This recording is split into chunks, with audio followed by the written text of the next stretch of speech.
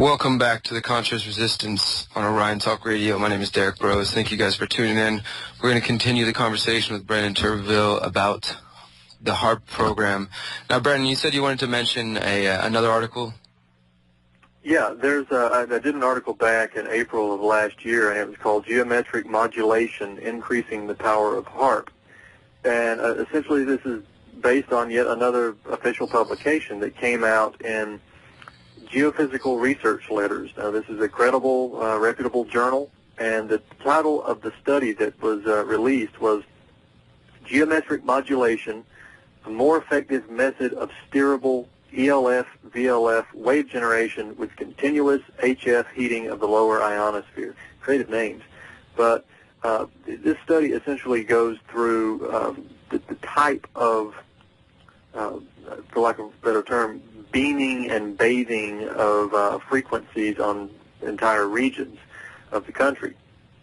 Now, the main thing here is the terminology, because there are people who follow the HAARP stations, and they follow what they believe to be HAARP frequencies being beamed out around them and so forth. Dutch sense, I believe, is one, and that's actually where I first heard the terminology of scalar squares, stair-step pattern, and HAARP rings. This is what they were labeling these different frequencies as on the internet, right? And this is the type of thing that if you put out on the internet, you'd be called a conspiracy theory. Look, these crazy people made up names for their delusions, like scalar squares, stair-step patterns, HAARP rings. And, well, what is this stuff? Well, it turns out that it's not just the crazy conspiracy theorists who follow HAARP independently. It's the individuals who work with this technology that have technology which is eerily similar to what the independent observers have come up with as well, right? So they have the term line sweep, and that's I can go into technical definition if you want, but it's basically where the beam is fully moved back and forth just once. And then there's the sawtooth sweep, right? Is where it goes back or it goes forward, and then it starts again from where it ended, and it goes back. And then there's the circle sweep, obviously in the circle pattern, right? This is again circle sweep, HAARP rings. Sawtooth sweep is the stair-step pattern. The line sweep is the scalar squares. This is something that independent observers picked up on their own, but were called delusional for.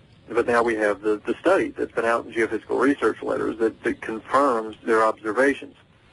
One other thing in that study is that the authors of the study explain why HAARP, the users of HAARP, let's put it that way, why they would use geometric modulation, why they would direct the frequencies in a sawtooth sweep manner or a circle sweep manner, why they would do this. And it's because with geometric modulation, you can increase the power of HAARP to well above double the power otherwise of a straight beam. And that's stated in the study. It says it would be greater than the enhancement that would be expected by simply doubling the power of HAARP. And that's the quote from the study.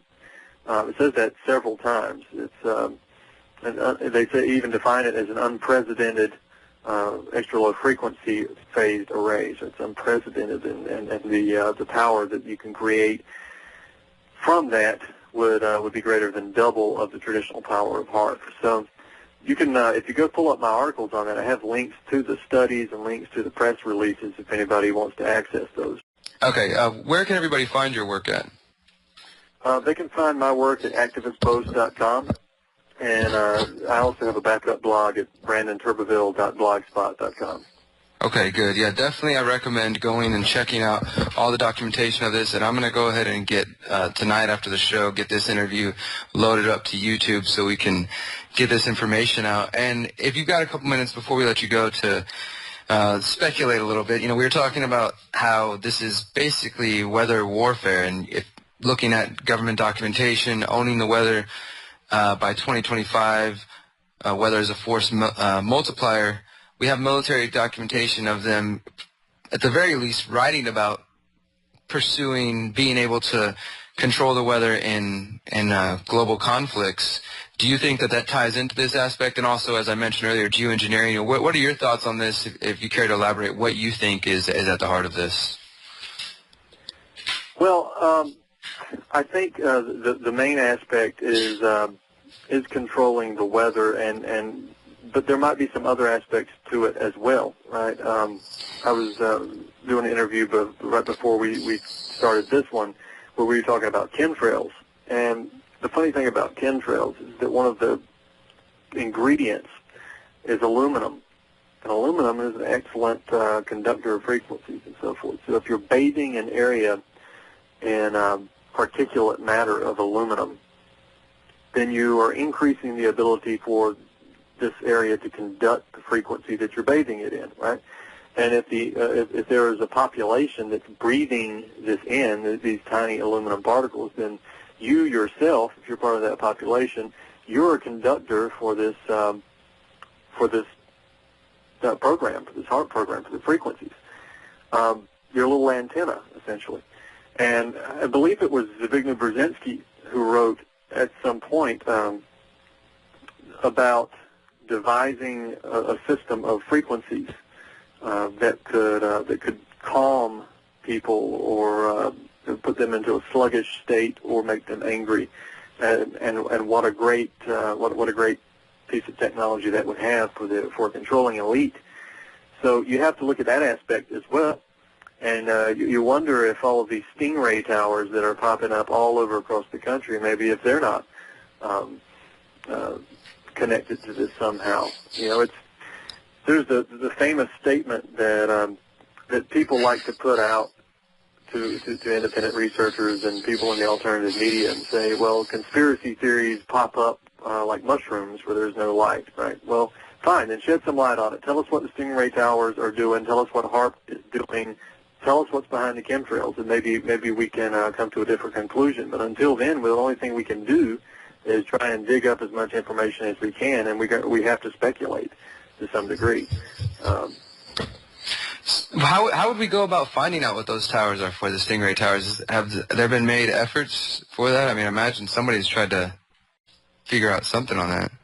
Well, I think they have, but I'm honestly relatively new to the issue. I had not heard of the stingray towers. I confess ignorance here until recently, when somebody explained to me that they were going up everywhere, and I started seeing them, and they are going up everywhere. And I don't quite know what their purpose is. I know that they can intercept cell phone calls, and then they can intercept online data.